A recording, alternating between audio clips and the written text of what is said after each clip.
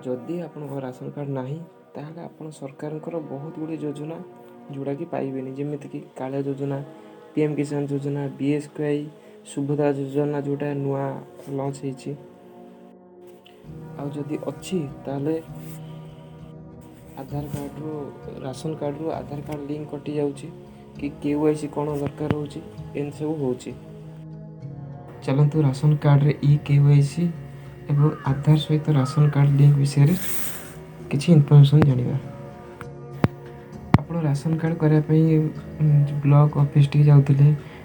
CS centre Mo Seva केंद्र अलगा कोन computer दुकान जाउतले किंतु सेउडा हेउ नथिला। आपण ऑनलाइन अप्लाई कर देथिले किंतु तारा वेरिफिकेशन किछि हो नथिला। कोई ब्लॉक रे जाई पचारथिले जे हमर अप्लाई करथिले ऑनलाइन रे तो तार कहीं एपन किछि वेरिफिकेशन आसीनी कि कोन नै जे से माने कहथिले साइट बंद अछि।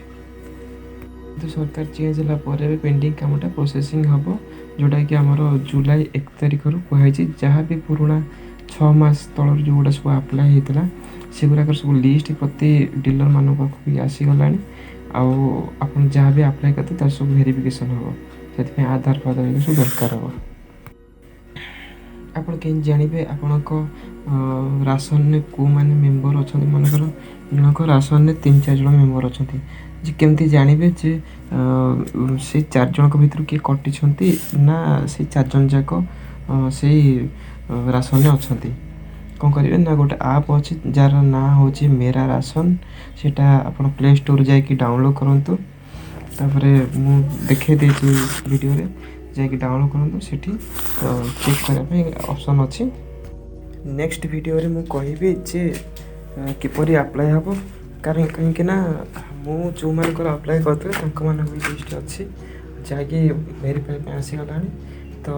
नेक्स्ट